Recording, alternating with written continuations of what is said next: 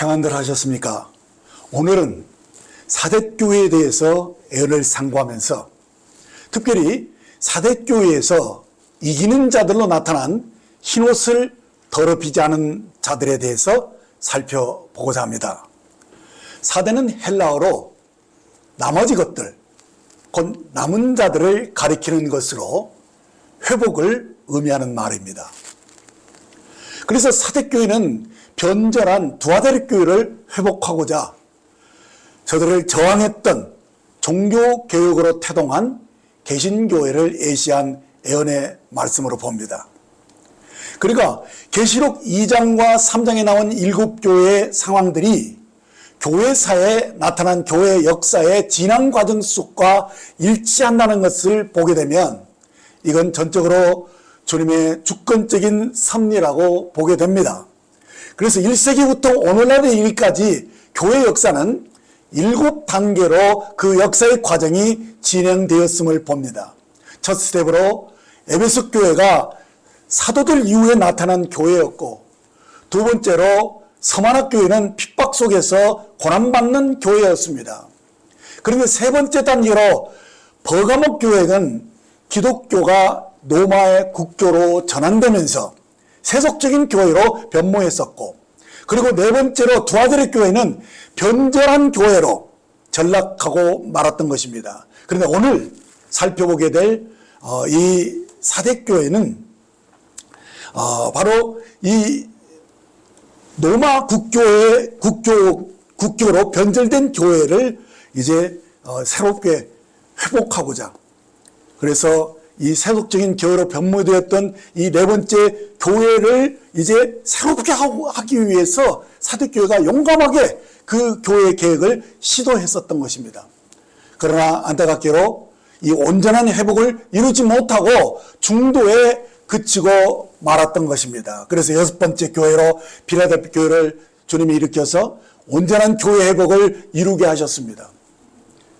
그러나 마지막 7번째 단계로 이 라우데 교회가 회복된 교회의 그 부유함 속에 안주하고 그 믿음을 이 쇠락하게 되어서 가련한 모습으로 후퇴했던 것을 보게 됩니다. 자, 이러한 역사의 흐름 속에서 우리는 오늘 교회 개혁을 시도한 이 사대교회, 곧 개신교회를 살펴보면서 왜 이 교회가 행위에 온전한 것을 찾지 못한 것인지 그 원인과 이유를 살펴보면서 흰옷을 더럽히지 않은 남은 자, 곧 이기는 자들의 이 상급에 집중적으로 조명을 해보려고 합니다.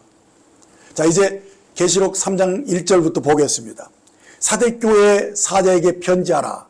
하나님의 7영과 7별을 가지신 이가 이르시되 내가 내 행위를 아노니 내가 살았다는 이름을 가졌으나 죽은 자로다. 자, 사대교회를 향한 주님의 모습은 하나님의 7영과 7별을 가진 분으로 나타납니다.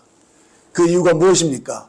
이 교회는 살았다는 이름을 가졌으나 죽은 교회로 나타났던 것입니다. 그래서 다시금 이 교회가 소생하려면 하나님의 7배로 강화된 영이 있어야 필요하고 또 빛나는 별들이 절실했다는 것입니다. 여기서 7영이란 성령이 7이 아니라 성령이 온전하게 강화돼서 그 특성과 능력이 온전케 되었다는 의미입니다. 자, 이렇게 사대교회는 7배로 강화된 영과 빛나는 사역자들이 절치를 했던 것입니다. 그렇습니다. 오늘날 개신교회에 진정으로 필요한 것은 7배로 강화된 성령님의 사역과 명확한 복음을 제시하는 빛나는 사역자들이 필요했습니다. 그 이유를 다음 말씀이 보여줍니다. 내가 내 행위를 아노니 내가 살았다는 이름을 가졌으나 너는 지금 죽은 자로다라고 말씀하셨습니다. 바로 이 생명 주는 말씀으로 이 교회가 새롭게 되어야 될 그 필요가 절실했던 것을 보면 알 수가 있습니다. 자, 이제 2절을 보시면 너는 일깨워 그 남은 바 죽게 된 것을 굳건하게 하라. 내 하나님 앞에 내 행위에 온전한 것을 찾지 못하노라 라는 이 말씀을 보면 변전한 교회가 오랫동안 잃어버리고 있었던 것은 바로 성경이었습니다. 우리의 믿음은 오직 그리스도의 말씀으로 주어지는 것입니다. 그러니까 로마 캐톨릭 교회는 성경보다도 전통적으로 내려오는 이 사람들의 가르침을 중시했기 때문에 그들은 심지어 믿음으로 의롭게 하는 가장 기본적인 진리조차도 가려져 있었던 것입니다. 그래서 종교개혁자들이 맨 처음 실행했던 것은 성경을 자기들의 언어로 번역해서 성경을 되찾아 준 것입니다. 또 그래서 거기서 아주 기본되는 이 진리인 곧 그리스도를 믿음으로 의롭게 되는 이 이신칭의 가르침을 되찾아 줬던 것입니다. 곧 그리스도를 믿는 믿음으로만 오직 은혜로만 의롭게 되는 이 진리를 되찾아 준 것입니다. 그래서 종교개혁자들이 주장했던 5대 교리는 첫째 오직 성경, 둘째 오직 그리스도, 셋째로 오직 믿음, 넷째로 오직 은혜로 오직 하나님께 영광을 돌리는 것, 이 5가지 파이브 솔라를 핵심 교리로 가르쳐 주었고 이를 지키게 행했던 것입니다. 자, 이것이 바로 정말 이 개신교회가 이루어준 대단한 종교 개혁이었습니다. 자, 그러나 이 사대교회 문제는 내가 살았다는 이름을 가졌으나 죽은 자로다라고 주님이 진단하신 것을 봅니다. 자, 왜 이런 위대한 깨달음을 가져왔는데도 불구하고 죽은 자로 나타났느냐는 것입니다. 그것은 내 하나님 앞에서 내 행위에 온전한 것을 찾지 못하였다라는 말씀에 보여집니다. 이 종교개혁의 이 역사는 정말 대단한 혁명의 역사였습니다. 그런데 주님이 진단하신 것은 제가 하나님 앞에서 내 행위에 온전한 것을 찾지 못했다라고 말씀하는 것입니다. 그래서 주님은 그 후로 필라델피 교회를 일으켜서 그 교회를 통해서 온전한 회복을 이루셔야만 했던 것입니다. 자, 그러므로 오늘 우리들이 살펴야 되는 이 말씀의 깊은 내용은 바로 저들이 이 살았다는 이름을 가졌음에도 불구하고 죽게 된 이유가 무엇인지 그 원인과 이유를 우리가 찾아야 합니다. 왜 이들에게서 행위의 온전함을 찾지 못한 것일까요? 디모데전서 5장 6절을 보면 향락을 좋아하는 자는 살았으나 죽었느니라 라고 말씀합니다. 그러니까 우리가 믿음을 가졌다고 해도 아직도 향락을 좋아하는 그 육신의 정욕을 이기지 못하는 자라면 그 사람은 겉으로는 살았으나 영은 죽어있는 상태라는 것입니다. 야고보서 2장 26절을 보시면 영혼이 없는 몸이 죽은 것 같이 행함이 없는 믿음은 죽은 것이라 하신 이 말씀을 보면 우리가 믿음으로 의롭게 되었다라고 말하지만 실제로는 육신의 정욕을 이기는 이 행함이 없다면 이는 영으로 사는 것이 아니고 죽은 자라는 말씀입니다. 그래서 주님도 마태복음 7장 16절 18절을 보시면 그들의 열매로 그들을 알지니 가시나무에서 포도를 또는 엉겅퀴에서 무화과를 따겠느냐 이처럼 좋은 나무마다 아름다운 열매를 맺고 못된 나무가 나쁜 열매를 맺나니 좋은 나무가 나쁜 열매를 맺을 수 없고 못된 나무가 아름다운 열매를 맺을 수 없느니라고 하신 것입니다. 그러므로 우리의 믿음이 살았는지 죽었는지를 우리가 알려면 그의 열매를 보면 압니다. 곧 우리의 삶이 아직도 이 육체의 정욕을 벗어나지 못하고 여전히 그것을 추구하고 있다면 그 믿음은 죽었다는 것입니다. 우리가 믿고 있는 핵심 진리인 이 파이브 솔라는 너무도 중요하고 소중한 진리입니다. 그러나 이것이 단지 교리로만 알고 있을 뿐 그것이 삶의 변화를 곧 좋은 열매로 나타나지 않는다면 그 믿음은 죽었다는 것입니다. 많은 이들이 이신칭의 교리를 다 알고 믿는다고 하지만 그것이 삶의 변화를 가져오지 않았다면 그것은 지식일 뿐 영으로 된 것이 아닙니다. 많은 이들이 믿음으로 의롭게 되는 이 복음의 진리를 알고 구원을 받았다고 하면서 한때 기뻐했지만 그 믿음이 삶의 변화를 가져오지 못했다면 여기에 문제가 있는 것입니다. 왜 많은 이들이 살았다는 이름을 가졌어도 이내 죽어버린 상태가 되는 것입니까? 우리는 그 이유를 분명히 알아야 됩니다. 그것은 우리들이 믿음을 가졌다면서도 그 믿음이 계속 유지되지 못한 그 분명한 이유가 있다는 것입니다. 주님은 그 답을 3절에서 제시해 줍니다. 그러면 내가 어떻게 받았으며 어떻게 들었는지를 생각하고 지켜 회개하라. 만일 일깨지 아니하면 내가 도둑같이 이르리니 어느 때 내게 이르는지 내가 알지 못하리라 하신 이 말씀을 우리가 주위에서 보시면 우리가 이 믿음, 곧 우리가 구원을 얻었다고 이 말하는 이 믿음이 어디서 생겨난 것입니까? 그것을 주위에서 살펴보라는 것입니다. 로마서 10장 10절 보면 믿음은 들음에서 나며 들으면 그리스도의 말씀으로 말미암느니라 라고 하신 이 말씀을 보면 이 믿음이 그리스도의 말씀을 들을 때 생긴다는 것을 알게 됩니다. 그런데 왜 우리가 이 복음의 말씀을 들었는데 왜 변화된 열매가 나타나지 않느냐는 것입니다. 그것은 복음을 들었지만 그저 아는 것에 그쳤을 뿐 진정으로 믿지 않았다는 것입니다. 그렇습니다. 믿음을 우리가 이 말씀을 듣고 아는 것에 머무르게 된다면 그것은 참 믿음이 아닙니다. 참 믿음은 말씀을 인격적으로 신뢰하고 전적으로 순종해야만 그 믿음이 진실한 믿음이라고 할 수 있다는 것입니다. 그러므로 이 참 믿음은 혼으로 믿는 게 아니에요. 지식으로 되는 게 아니라는 것입니다. 영으로 믿어야 된다는 것입니다. 그러니까 내 마음이 중심이 회개하지 않으면 그건 믿음이 아닌 것입니다. 오직 영으로 믿을 때만 그 중심이 바뀌는 것입니다. 이는 성령의 역사로 그의 영이 거듭난 믿음을 비로소 가지는 것입니다. 그래서 이제는 내가 아니요 오직 내 안에 오신 주님이 나의 주인이고 나의 왕이 된다는 사실을 분명히 인식하는 그 중심에 그 회개가 있는 그 변화가 있는 그 주인이 바뀌는 그런 참된 회개가 수반되었을 때 그 믿음을 참 믿음이라고 말하는 것입니다.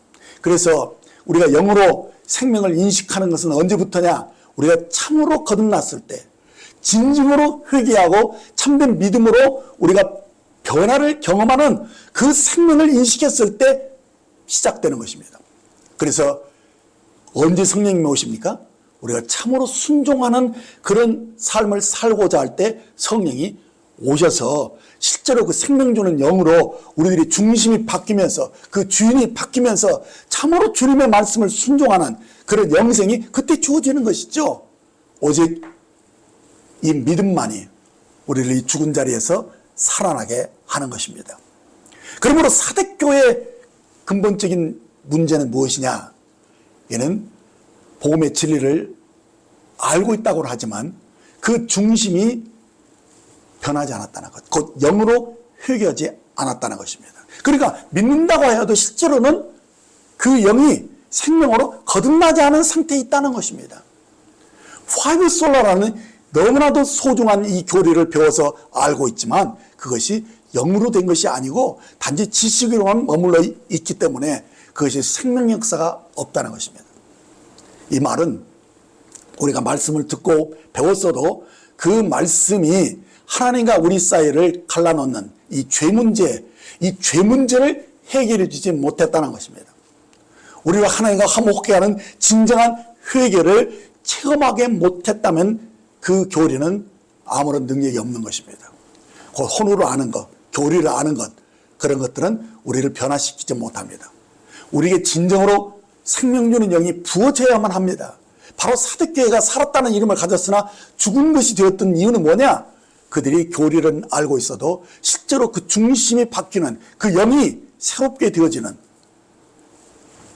그래서 주님이 그의 생명으로 주인으로, 그래서 주님과 연합이 이루어지는 그런 참된 믿음을 경험하지 못했다는 것입니다. 그러므로 3절 하반절에서 뭐라 말씀했습니까? 만일 일깨지 아니하면 내가 도적같이 이르리니 어느 시에 내가 임하는지 내가 알지 못합니다 라고 말씀한 것을 보면 바로 그 영으로 믿어진 그 사실이 없으면은 따라서 영적으로 그 감각이 둔해져서 믿음이 계속 자라고 진보하지 못한다는 것입니다. 그래서 여기서 일깨지 아니하면이라는 이 말은 그저 우리들이 지식으로 교리로만 아는 그 지식으로는 그 영이 깨어나지 않는다는 것입니다.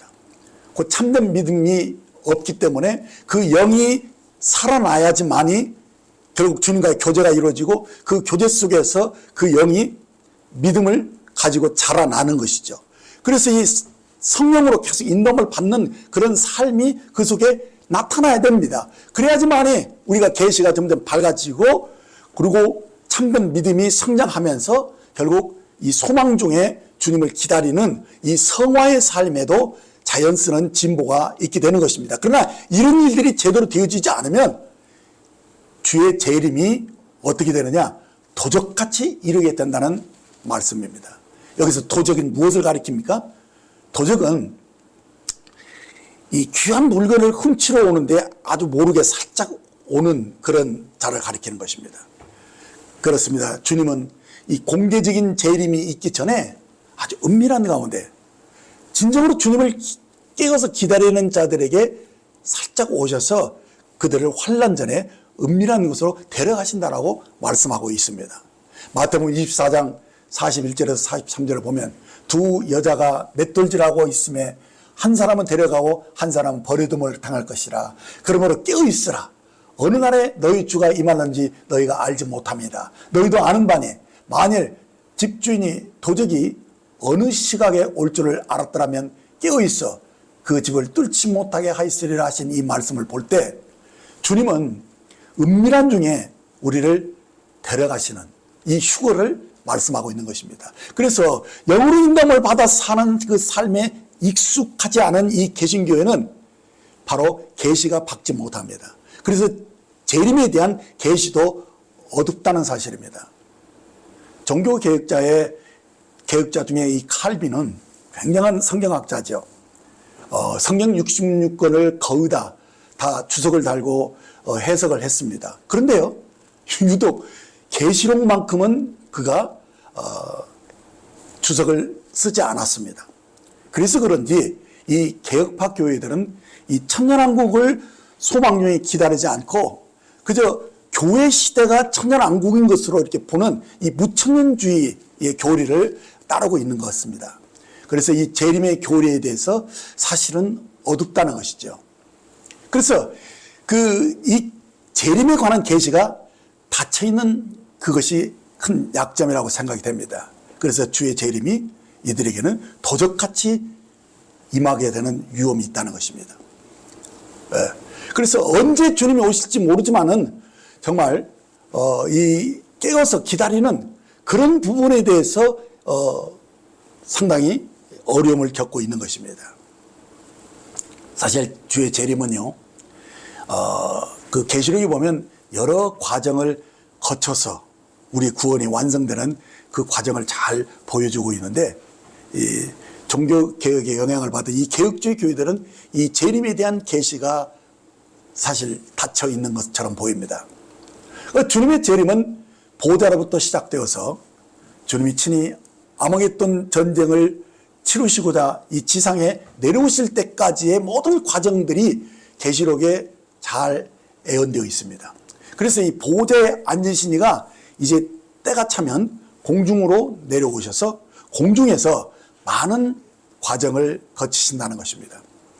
대다수 성도가 이 환난 전에 공중으로 휴거가 됨으로써 그리스도의 심판대에 서게 되고 그리고 어린 양의 혼인잔치가 있게 됩니다.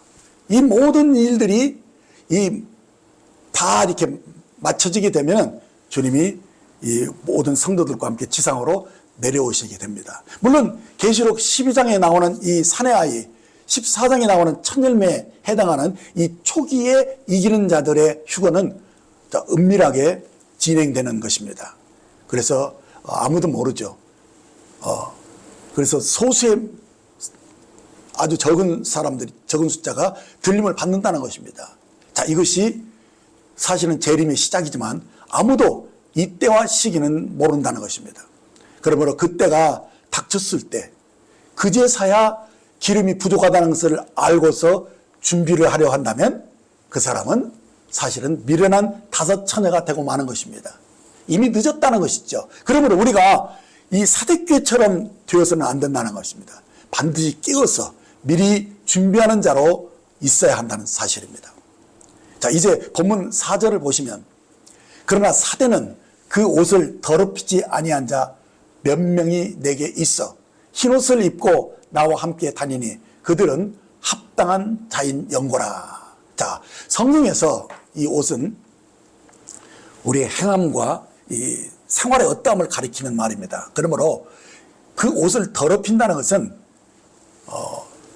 사망, 곧 죽음을 접촉한 상태인 것을 의미하는 것입니다.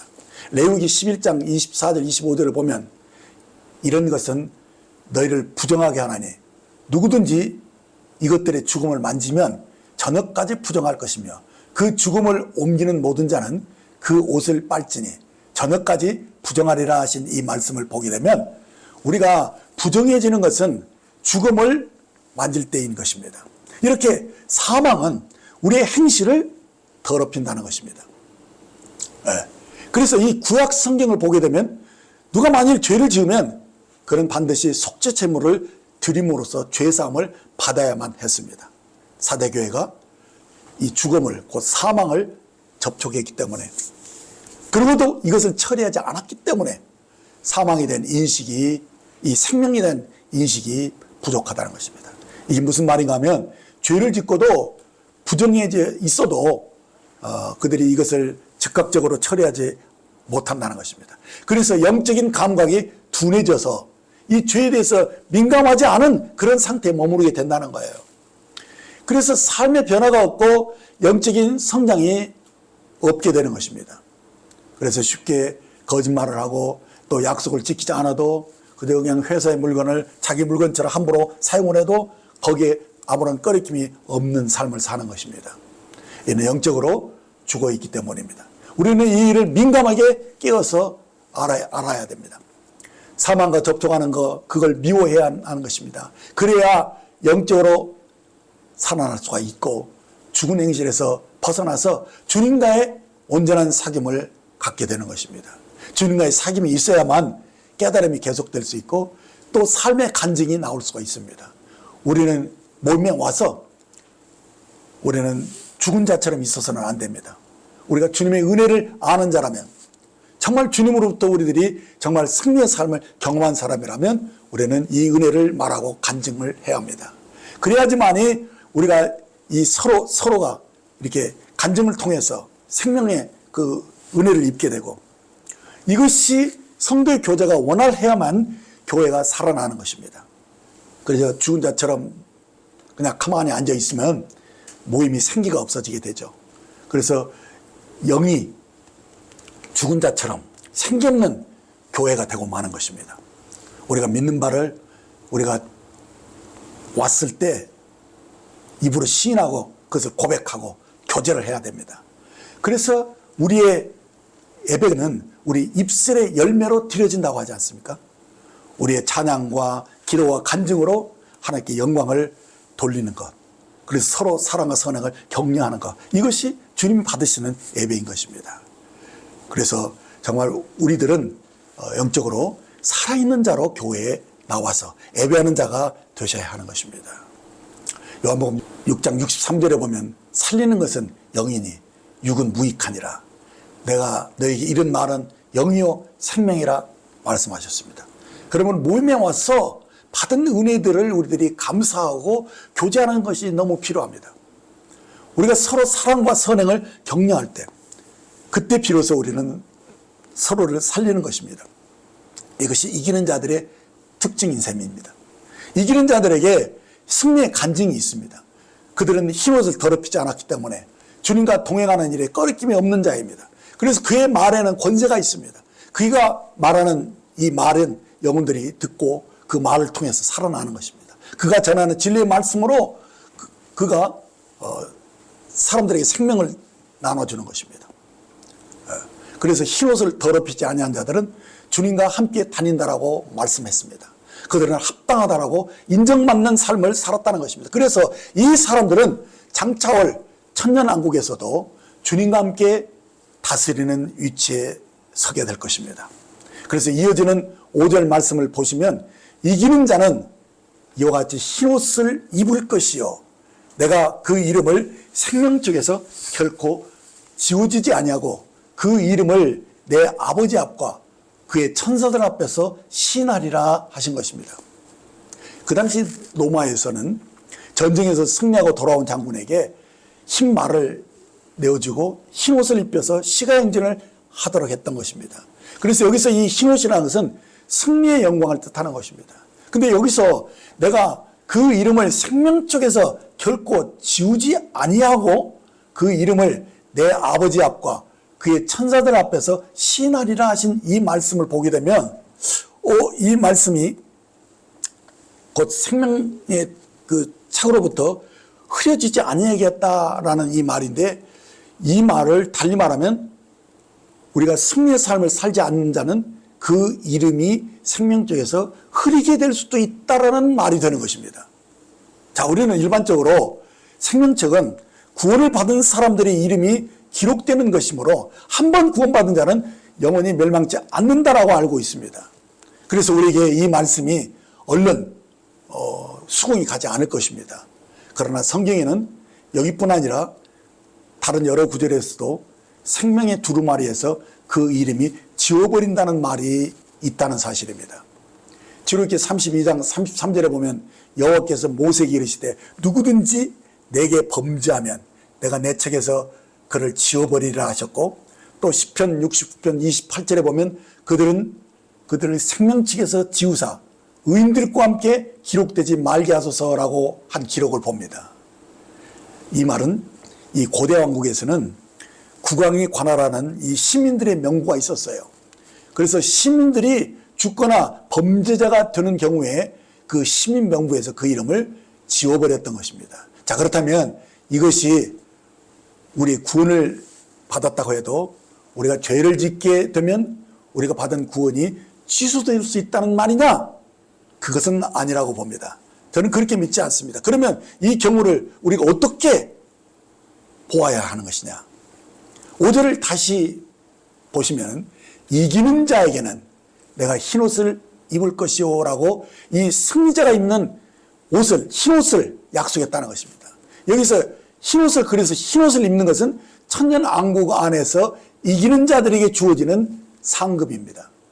그러므로 그리스도인들에게는 두 가지 옷이 필요하다는 사실입니다. 첫 번째 옷은 구원받을 때 입게 되는 의의 옷, 곧 구원의 옷입니다. 탕자가 집에 돌아왔을 때 그가 돼지를 칠 때 입었던 그 더러운 옷을 입고 아버지를 만났죠. 그때 아버지가 그 탕자를 만났을 때 기쁘게 받아주면서 그때 처음 하신 일이 뭐냐? 가장 좋은 옷을 내어다 입혔다는 것입니다. 바로 이 옷이 바로 우리가 죄인이 주님 앞에 나왔을 때 우리를 의로운 자로 인정받는 칭의의 옷, 구원의 옷을 상징하는 것입니다. 그러나 이 옷 말고도 우리가 꼭 갖춰 입어야 할 또 하나의 옷이 있습니다. 그것은 애복입니다. 계시록 19장 8절에 보면 그에게 빛나고 깨끗한 세마포 옷을 입도록 허락하였으니 이 옷은 성도들의 옳은 행실이다 하더라.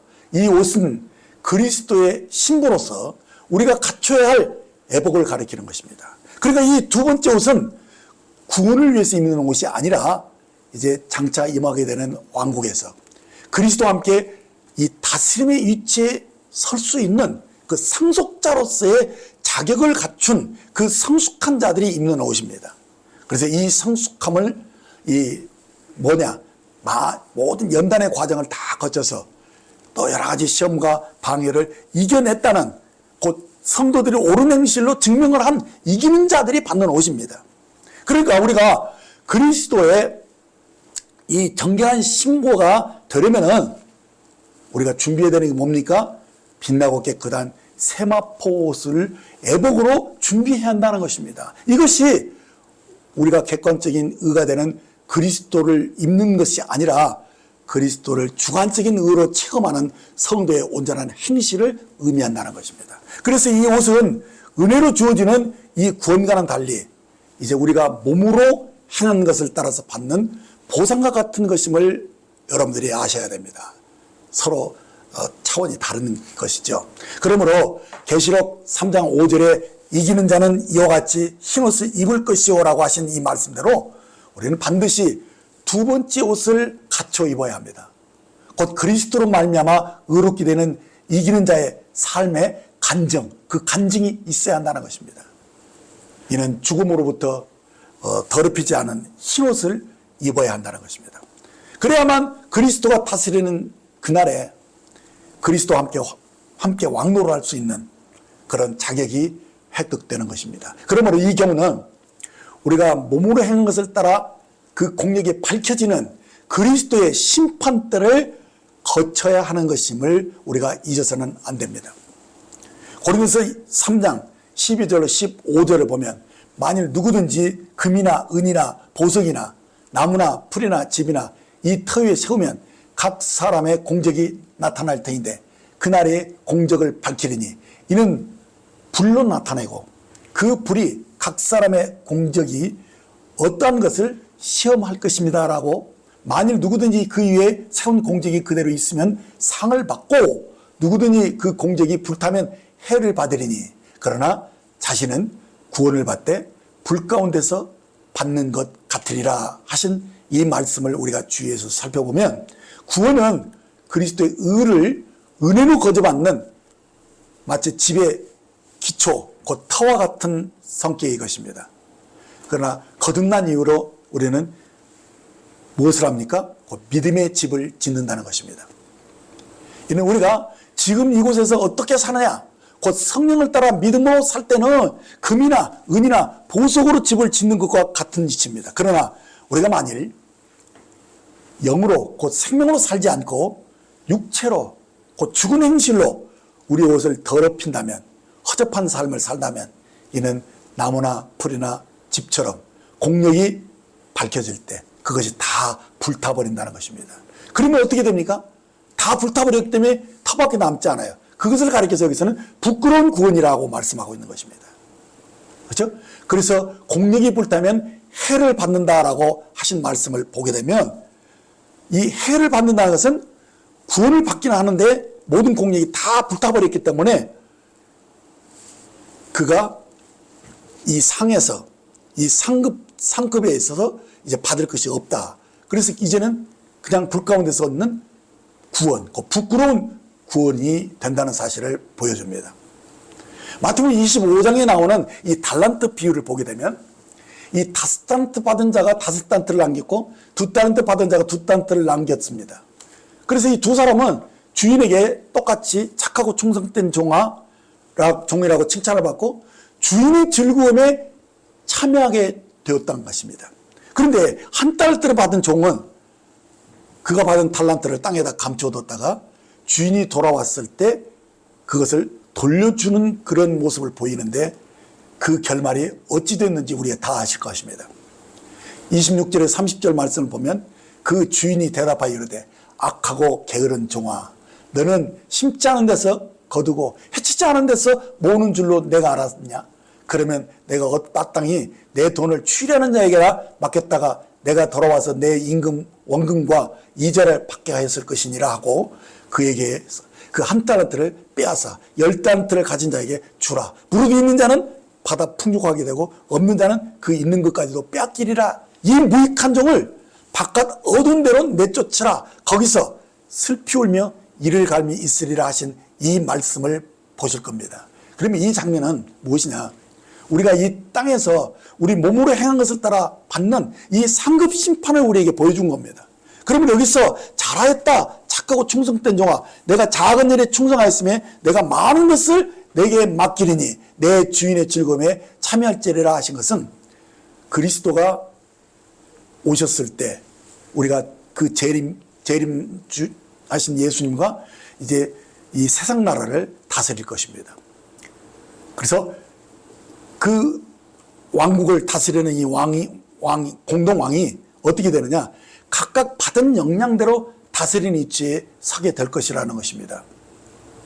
그러나 한 달란트를 땅에 숨겨둔 사람은 그 있는 것까지도 빼앗기고 무익한 종이라, 이 말씀을 이제는 어떻게 이제 확실히 이해하셨습니까?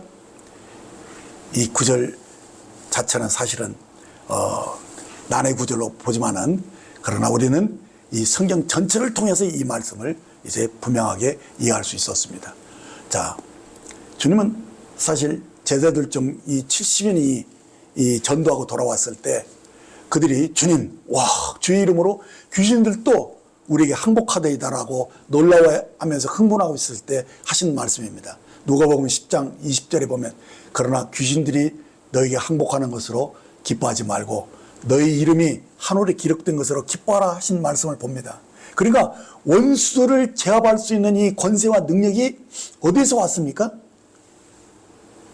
우리의 이름이 하늘에서 기록된 것으로 말미암았다는 것입니다. 그것을 일깨워주고 있는 거예요. 이렇게 우리가 하나님에 의해서 선택받고 하나님이 주시는 이 신령한 축복에 참여한 자가 되었다면 이제 부수적으로 이런 권세와 능력도 나타나는 것이죠. 그런데 이 사실을 인식하지 못하고 살면 우리가 우리의 삶을 아무렇게나 살게 됩니다. 성경을 전체적으로 볼 때 하나님의 신령한 축복이 적어도 3단계로 우리에게 주어지는 것을 보게 됩니다. 이 축복은 그리스도 예수 안에 있는 이 구속의 은혜로 시작해서 영원한 하나님 나라가 완성되는 것으로 진행되어집니다.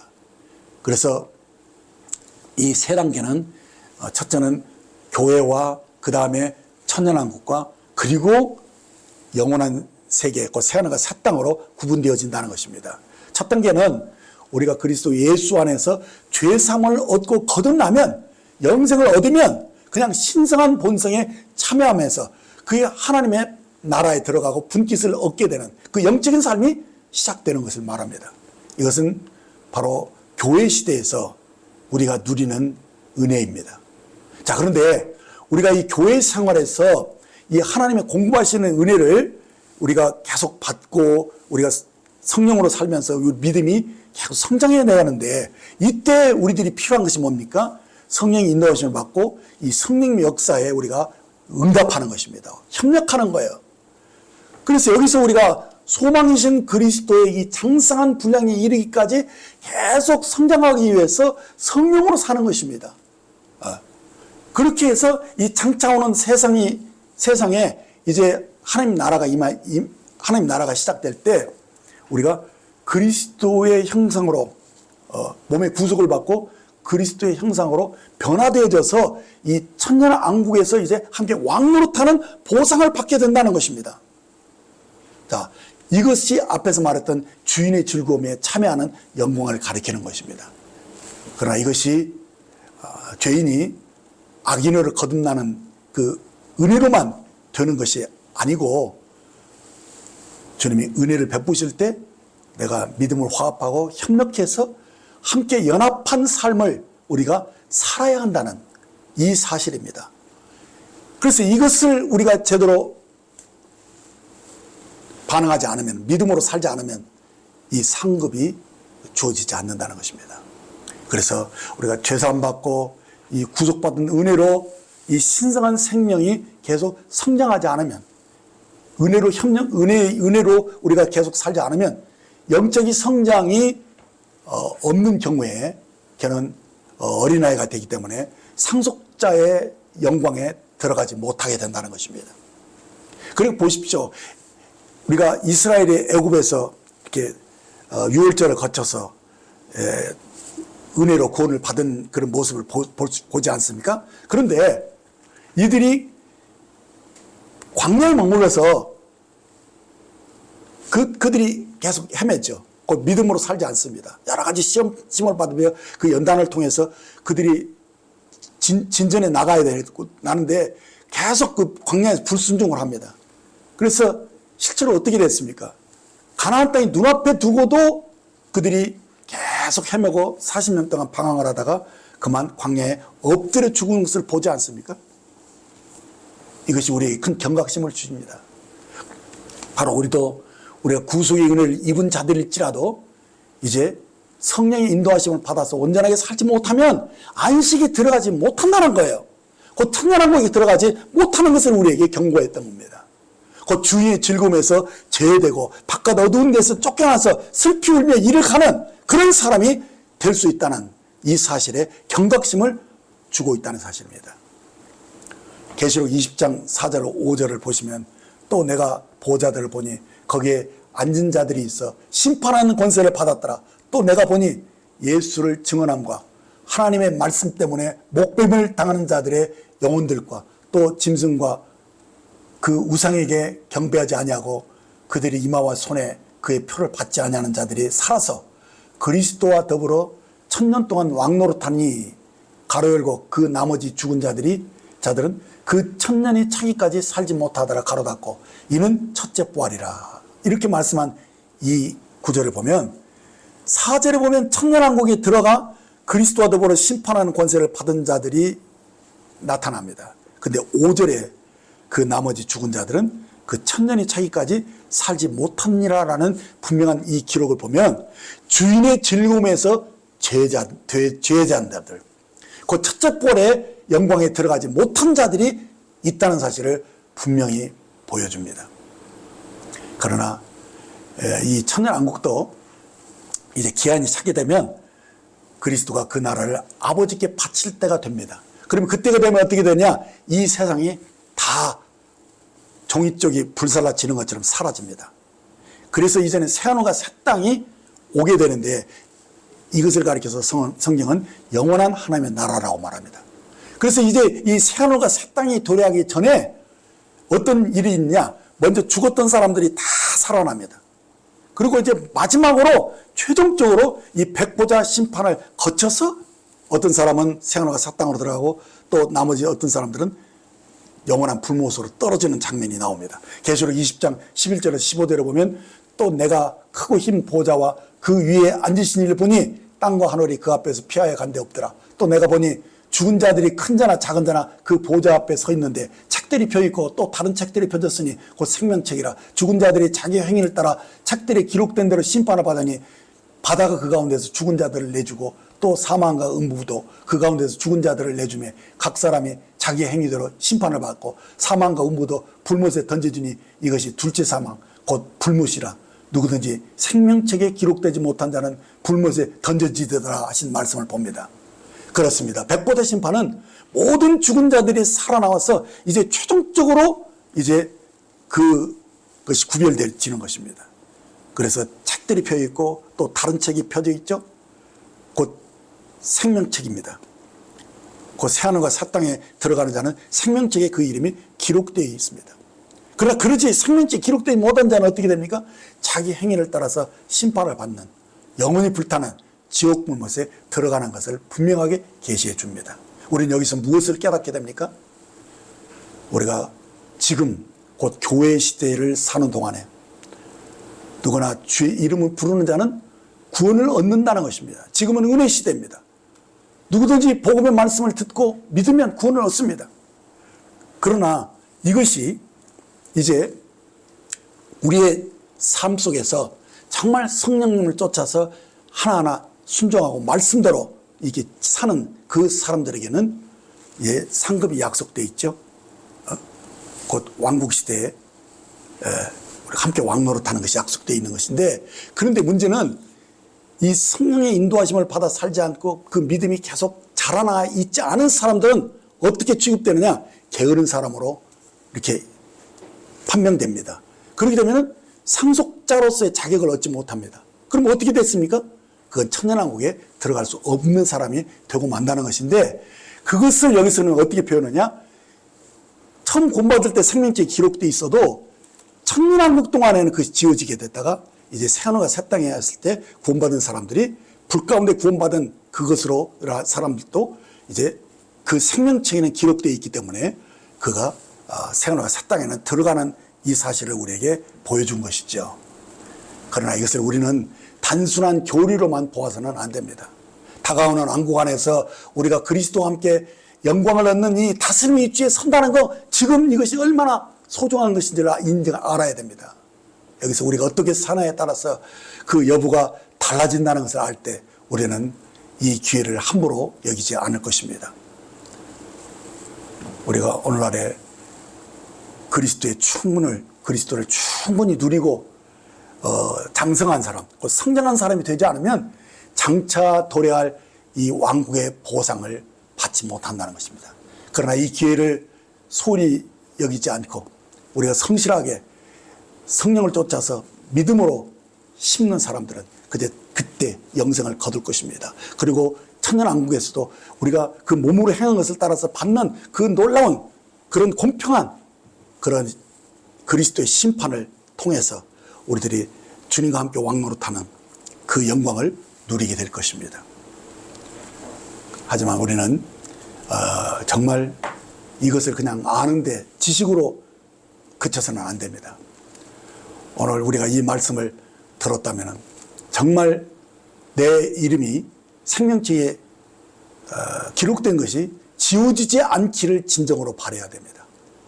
이것은 우리가 계속 이기는 자로서 구원받은 것으로 만족하지 않고 계속 이기는 자의 삶을 살고 그 천년왕국에도 그리스도와 함께 왕노릇하는 자로 우리가 당당하게 설 수 있는 그런 사람들로 우리가 성장하라는 말씀인 것입니다. 마지막 6절을 보겠습니다. 귀 있는 자는 성령이 교회들에게 하시는 말씀을 들을지어다.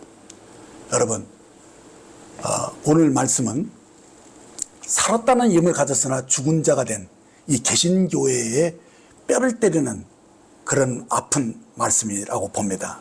이토록 매서운 말씀을 하신 이유가 뭡니까? 그것은 사랑하는 자에게 매를 드셨다는 것입니다. 온전한 행위는 단지 우리가 그저 뛰어난 교리를 아는 것으로 그쳐서는 안 됩니다. 그것으로는 우리들이 온전한 행위를 가질 수가 없습니다. 사도교를 향한 주님의 모습이 7영과 7별을 가진 이로 계시된 것은 우리에게 온전한 행위로 성령의 역사로 일경을 받는 그런 살아있는 믿음이 되기를 원하신 것입니다. 개신교회는 생명에 대한 새로운 인식과 이 성령 사기에 대한 새로운 은혜가 필요하다고 믿습니다. 그러니까 생명으로 사는, 곧 성령으로 사는 이 삶을 새롭게 인식해야 됩니다. 그래서 어떤 교리보다는 이 생명으로 사는 것, 곧 성령의 인도하심을 받아 사는 것, 이 부분에 진정한 성장이 있어야 됩니다. 더 깊은 계시가 필요하겠죠.